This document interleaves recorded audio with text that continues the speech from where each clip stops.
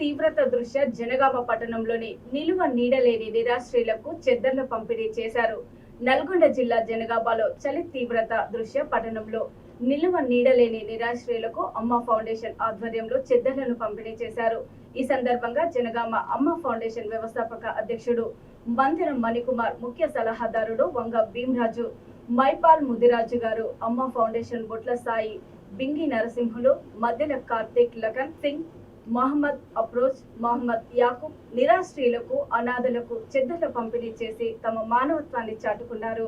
జనగామ అమ్మ ఫౌండేషన్ గత 6 సంవత్సరాలుగా జనగామ పట్టణం, జనగామ జిల్లాలో అనేక సామాజిక సేవా కార్యక్రమాలతో ముందుకు వెళ్తున్నారు.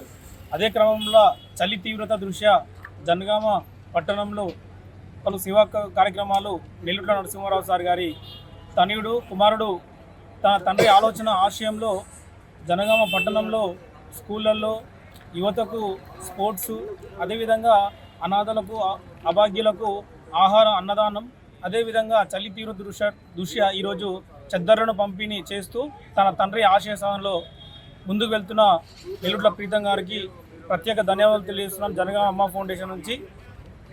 ఈ కార్యక్రమంలో భాగస్వామ్యమైన మైపాల్ ముదిరాజు గారికి కూడా ధన్యవాదములు, ప్రవీణ్ గారికి.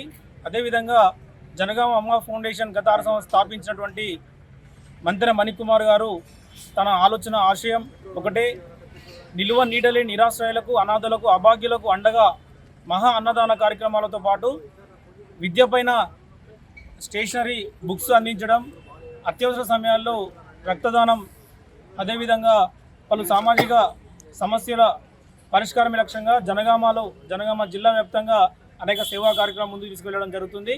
మరి అదేవిధంగా జనగామ అమ్మ ఫౌండేషన్ టీం కూడా ఇందులో భాగస్వాములు అవుతూ ఎలాంటి లాభాపేక్ష లేకుండా మేము ఫోన్ చేసినప్పుడల్లా ఆ కార్యక్రమాల్లో భాగస్వాములు అవుతూ యువతకు ఆదర్శంగా నిలుస్తున్నారు.